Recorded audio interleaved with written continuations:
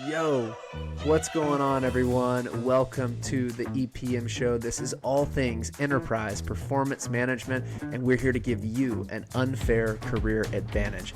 My name is Chad Pyke, and I am your host today, and we welcomed Zack Fennessy onto the podcast. He is the co-founder of Zenix Consulting, and you might know him as the co-host of the Best Practice podcast. They have an awesome show, and we were so excited to get them on our podcast to talk about enterprise performance management. And today, you'll get to hear his take on what's happening in the EPM marketplace, what customers are looking for, and the trends that they're seeing, specifically around time to delivery, the importance of data integrations, and building trust throughout the entire implementation process. He also has some really great insights on how to lead an effective discovery process and how critical that is for actually realizing a successful transformation.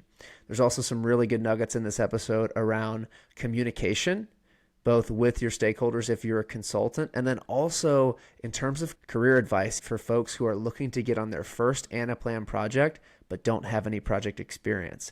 I'm not going to ruin it for you, but you'll have to listen in to get that advice because it is awesome. Check it out. Zack, how you doing? I'm doing well. Pleasure to be on the show. Thanks for the invite. How are you doing? Good, man. We're pumped to have you. We can dive right in. Give me your career flyover in 60 seconds, and I'm going to throw a timer on, and you can tell the audience a little bit about you. So I'm from Roseville, Minnesota. My family's actually from the East Coast, but I've grown up in the Midwest, so definitely a Midwest boy. Grew up playing soccer, that kind of envelops my entire youth. So leading all the way up until high school and college, it was soccer every day, all day, wanted to watch it, play it. That was all I cared about at the time. That branched into, I got a scholarship to play collegiately, and I pursued that. And I transferred twice due to injury issues and ended up kind of coming back home and finishing in St. Paul, Twin Cities, around here at a small private school. And then in 2017, I jumped into Anaplan. It was my first role. I was working on the customer care team. And I also did a stint as an SDR there, but overall spent about 3 to 4 years at Anaplan before, like a lot of people in those roles, wanting to kind of take the next step and combine the technical with a little bit more customer facing, get into consulting and the model building side of Anaplan.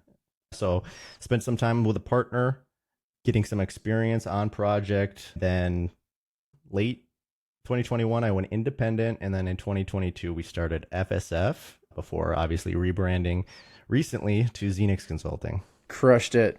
So we also like to ask our guests a fun question. And the one I have for you today is, what is one place that you have been to that you have absolutely zero interest in ever going back to, and why? I was on a road trip one time and we got a little bit off course. This was back before I was young, probably 13, 14 at the time. Didn't have Apple Maps on iPhones. So we had the MapQuest, printed out directions, and we got lost in Indiana and took a wrong turn and ended up, this was late at night too, ended up in Gary, Indiana, which is the hometown of Michael Jackson, I believe, but also one of the highest crime statistics per capita in the nation. And it was a little bit scary. So that was like at night, I was like, let's just keep on the road and keep the trip going. But yeah, I don't think I'll be going back to Gary anytime soon. Gary, Indiana. Never been. Now I never have a desire to go. That people don't know about. Yeah. Yeah. But I'm a Midwest guy, so that's kind of our thing. That's fair. I was a wrestler growing up, and we would go to like Iowa and Nebraska and all those places. And you'd be driving and you fall asleep, and then an hour later you wake up and you just still see cornfields, and you're like, did I go anywhere or what's going on? Yes, my partner and one of our employees, they're both from Nebraska originally. They grew up there, and I always give them a hard time about it. Yeah. Oh, yeah. Yep. But some of the nicest people in the Midwest for sure. Oh, yeah. So a lot of stuff happening in just the EPM marketplace, and then y'all at Zenix are in the middle of it, seeing it. Zach, talk to me a little bit about some of the trends that you're seeing in the marketplace right now and what y'all are doing to address it and capitalize on it. Let me start by saying I think that Anaplan specifically, obviously with the Toma Bravo acquisition, and that's mostly where we play, there's a ton of change there, that I can certainly get into. But market as a whole, I would say it seems to be trending more and more. Obviously, there's a high degree of importance placed on data integration and getting it from point A to point B and being able to trust it in that transformation from point A to point B. But also, I think going along with that is just the automation piece, right? With all the AI, with just the automated features in a lot of the tools nowadays, I think that it's only picking up speed. And I think that it's mostly the time to delivery that people are just trying to expedite and hit. I would say that's probably the biggest thing.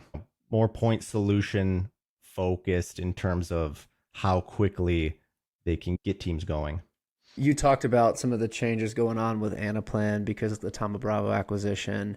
And I know a lot of implementation partners are going through badging process and aligning to Anaplan's verticalized go-to-market approach. Tell me a little bit about what that process has been like for y'all at Zenix. Definitely. We're a registered partner. We're not gold or global partners. So Not yet. Not yet. Yeah, not yet. Only time. Only time will tell. But our biggest focus is in the FP&A space. We keep things a little bit more generic in that way because it really is hard to get the credentials required to meet some of the more specialized ones. And we've always had a relationship with Anaplan where we work a lot with existing customers in terms of optimization, enhancement. I think that a lot of this specialization is going to help them and the partners obviously do that a little bit quicker and get more of these kind of pre-structured models that are verified and certified to a higher degree now. Getting those in to start, maybe getting them 70% of what they need. And then while they're adopting it and actually using it, then you can start to add some of those more customized enhancements and changes to their specific use case. One of the things you touched on earlier was a trend you're seeing is that time to delivery needs to come down, a focus on automation, data integration, and then being able to trust the information. But did you see Pigment's new feature, Pigment AI, where you can type into the chat box what type of model you want it to create and it'll just spit it out?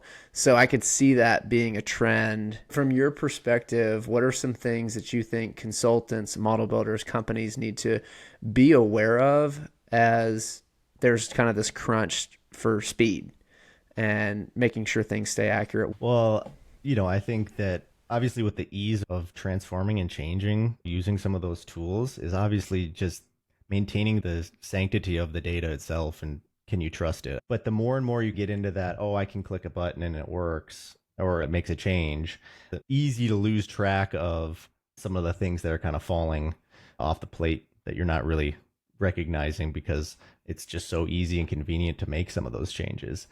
I think that you'd have to put some fail safes in place, obviously, but it's going to take some time to develop those practices, I think, because it's such a new capability, and I'm excited to see it. I haven't seen the Pigment news that you mentioned, which that's awesome. It's kind of exactly where I saw this going anyway. But we've seen it on the data integration side. Boomi, I think, just made an announcement with their connector that their AI capabilities and being able to sense some of the changes that you want to make to the existing connections based on conversations between two people talking generally about it. I think that that's crazy to think about because you've used Chat GPT, Chad. Oh yeah. Use it quite a bit actually. Yeah, it's great, but you got to get used to how to prompt it correctly. Mm-hmm. That's been my experience at least. Mm-hmm. But what they're claiming is that you and I could be having a chat conversation like we would on Slack about what we're doing, and it would be able to sense some of those changes, and then it would ask you questions. Hey, based on this, do you want us to change this connection this block of data based on that. I think that's pretty crazy that it's got more of that human communication and language and Yeah, it's the put it learning. into that technical. Yeah. It's the real-time learning capability. It's exciting, but it's also a little bit scary at the same time. Yeah. Cue the Matrix and Terminator theme Yeah. songs, right? Yeah, absolutely.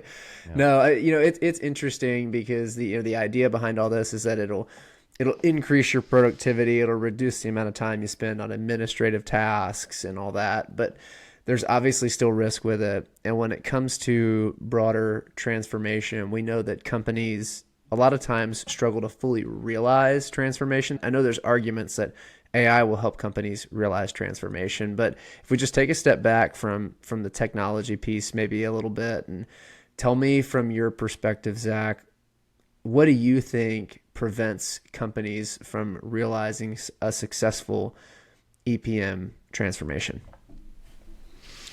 This is a very open-ended question. I think the biggest one, at least from my personal experience, has just been data, period. Obviously, as a consultant and implementation partner, we're going in there and there's kind of two ends of the spectrum. Obviously you have your EPM that you're trying to implement, but it has to work with the ERP or all the existing IT owned softwares and on-prem solutions that manage all the transactional data and everything of that nature. I'd say that between the data itself, getting it into your EPM, being able to trust it, use it properly, and get the most out of it, as well as just the natural communication between the teams on those implementations and getting the things that you need in the time that you need it done from the right people is often a challenge. Obviously, they all have full-time jobs and you're trying to loop them into this transformation project. And although it is, something that they're a part of, they have a whole litany of other responsibilities. So that can get in the way. But I think that's just the data piece. I can't tell you how many times I've experienced where if you don't do a proper job in the discovery and getting those communication channels, one, but also two, is just the structures put in place and know that you can get it to where you need it once you have the project kickoff. You'll start the project and realize, oh, now we got to rebucket all of these issues, reprioritize these things because we're waiting on the data from whatever source system. It's not where we need it to be and we can't consume it properly. Or you end up putting in a patchwork type solution where we'll consume it as it is now, but it's going to change. So we're going to have to eventually come back around and change it again.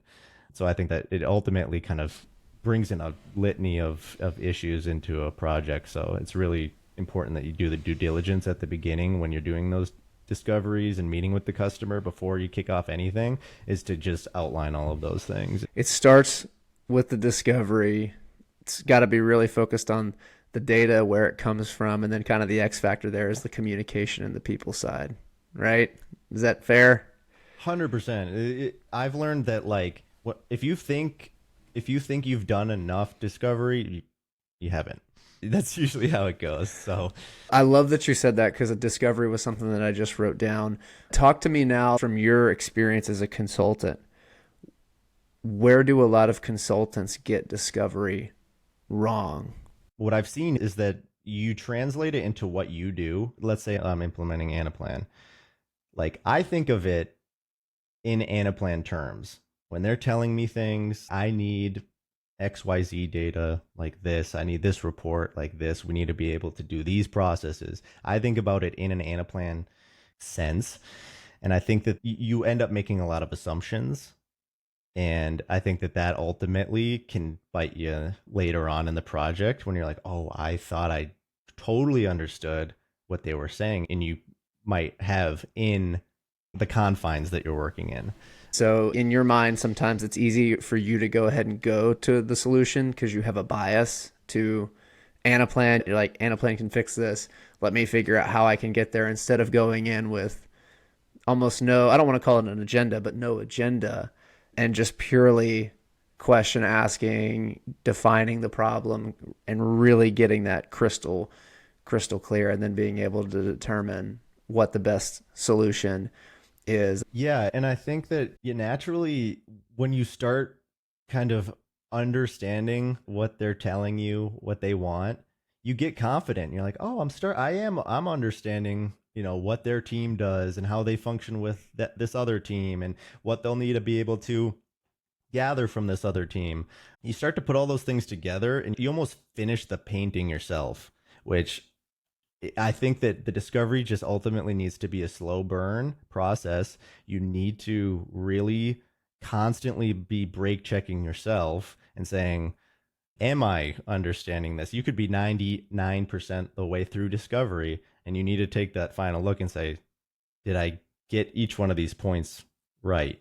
And constantly be doing that team evaluation of, are we on the right track, so that once the green light is on, we're ready to go, and we can really limit just the amount of potential issues along the way.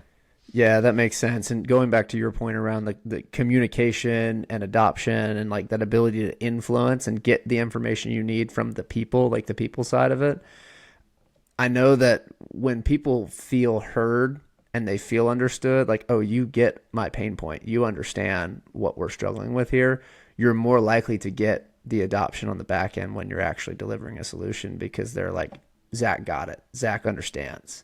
And so it all starts with discovery and seeking to understand and being able to really ask those great questions. 100%.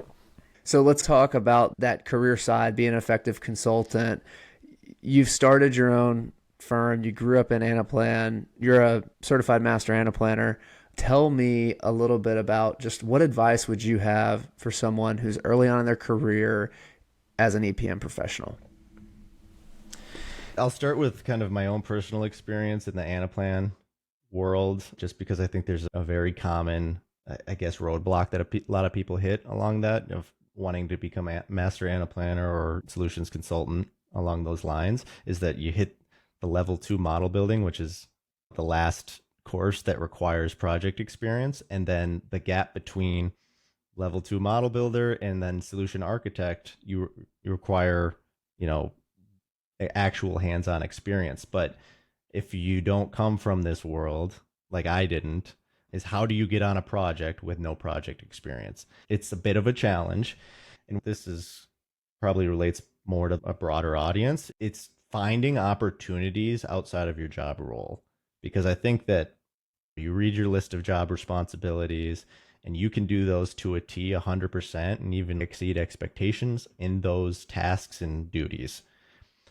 But if you want to do something different, you need to do something different or in addition to what you're currently doing. And I think that, the key is just to find opportunities, find problems that people didn't even know were there.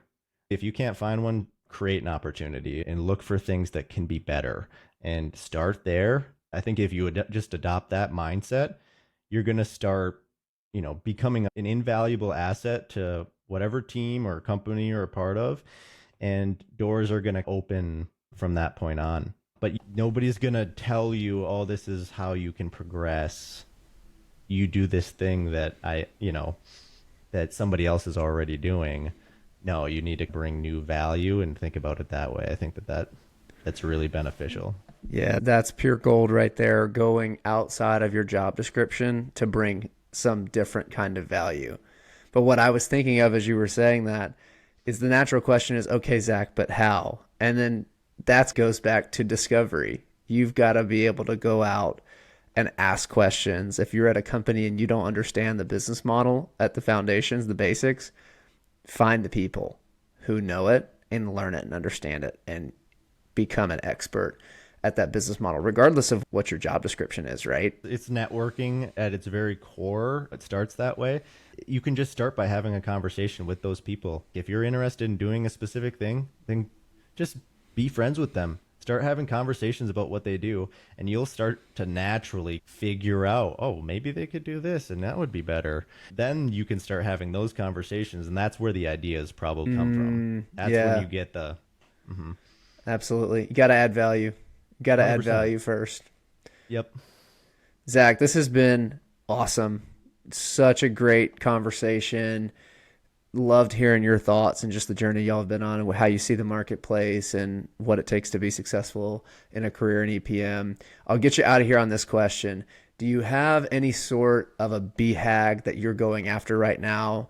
Could be work related, could also be personal, but that's a big, hairy, audacious goal. So what are you doing next?